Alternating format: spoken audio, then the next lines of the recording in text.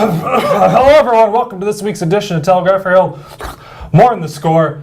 I'm your host, Steve Ortman. A little drool there. Alongside me this week, Tim O'Neill. Tim, how's it going? Better than you, apparently. Whoa. Sleepyhead. God, it's been... God, kids, am I right? God, make you tired. You wouldn't know about that, but... Anyways, some viewers out there might know what I'm talking about. Kids, am I right? Anyways, let's go on to this week's episode. Let's start with, oh my gosh, the thriller. The Cy-Hawk thriller down in Ames. You were there. Walk us through it, buddy. What a crazy one. Boy, it was probably the most amazing football game I've ever covered. 44-41 in overtime. Just the second time in 65 meetings that Iowa State have gone to overtime. And coincidentally, the two times they've gone to overtime, it has been 44-41 final scores. Those teams have now split those games. Iowa wins this one. They've split the last 20 meetings, and this one it had it all, really. Iowa State built an 11-point lead in the second half. Iowa State wiped it out, built its own 10-point lead, and then Iowa came roaring back, tied it up with a late, really exciting Akram Wadley touchdown reception from Nathan Stanley.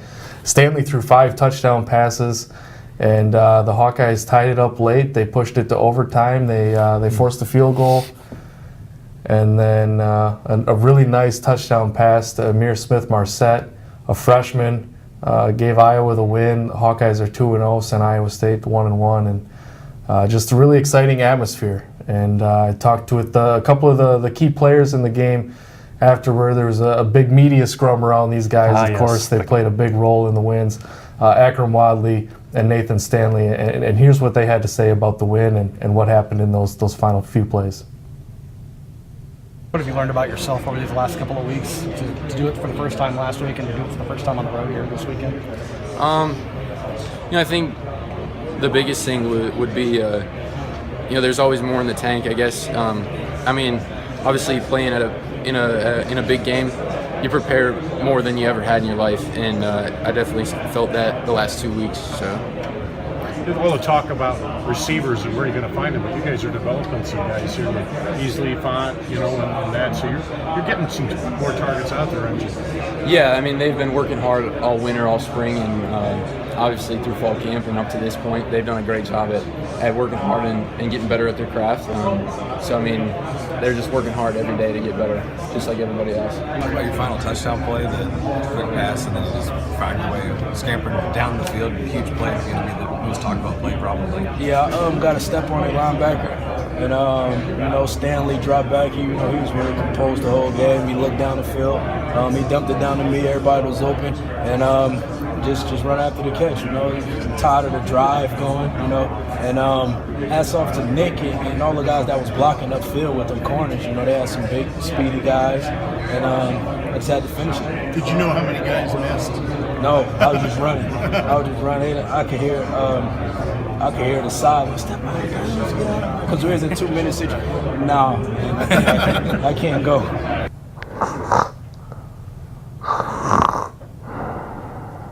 Steve. What? We're back. Oh, hey, great. So Iowa hosts North Texas, 2:30 kickoff on Saturday. Exactly, yes. My turn? Your turn. Oh, okay. For prep football? Prep football. Wahlert. By God, Wahlert got their first one of the season. Wahlert got its first one of the season. Open district, play undefeated. Another big game for Colton Bartow. Third straight 100-yard game, ran for 191 yards and 4 touchdowns. Wahlert gets a 42-20 victory. And really, this was an important one for Wahlert because they had lost their opening 2 games by a combined 5 points. 2 rival programs, both of which play at a higher class than Wahlert. Those were 4A teams. Wallert's at 3A. So now they get back into their district, and they really took care of business. And talked to Colton Bartow after the game. Obviously, he's played a big role for them. And here's what he had to say about the Golden Eagles getting this win.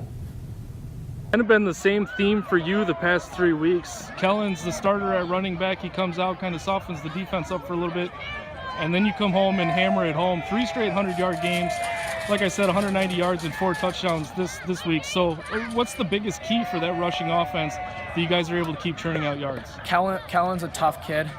He does it all. He's on pretty much everything. It's great to have him on the team. He's a great energy. And yeah, he probably does soften some kids up there for me. So I really appreciate him being on the team. All right, defensively, it seemed like they really gave you guys a boost in the first half with the 3 and outs.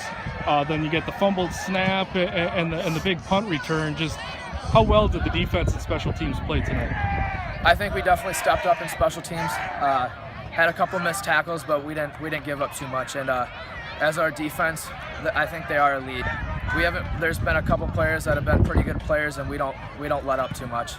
Every once in a while, there's a couple plays that get behind us, but I think we're slowly learning, and we're going to be a pretty solid defense the rest of the year.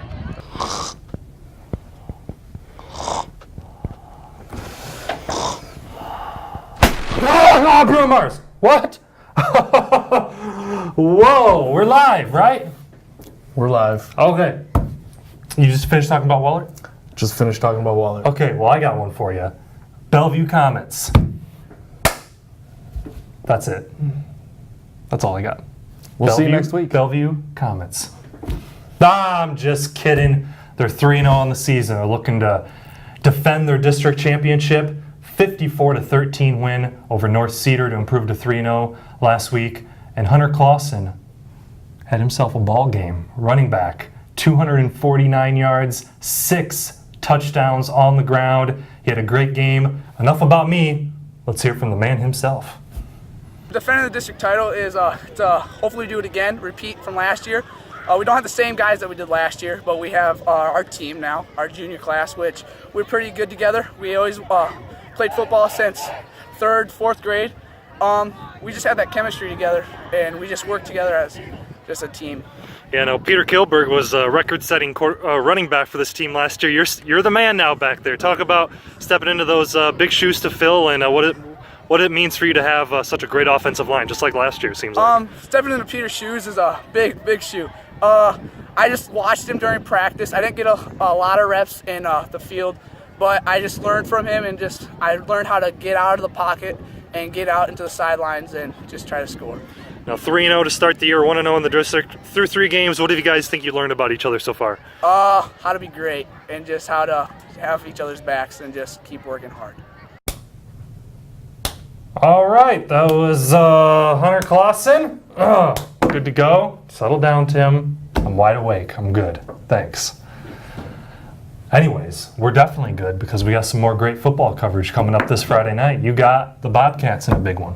Yeah, it was a really Western Dubuque's hello Class 4A we're here game last year. They upset Cedar Falls. Mm-hmm. This year Cedar Falls comes to Western Dubuque. Should be a really good one. I'll be out there. Yep, I'm going to be going to Cascade. What a great matchup we have in 2A as the number 2 ranked Waukon Indians are coming down to Cascade to play the number 7 ranked Cougars. 2 highly ranked teams in 2A. Should be a big matchup, not only to determine district championship implications, but also who's going to get those top 2 slots in the district to qualify for the playoffs. So that should be a great game.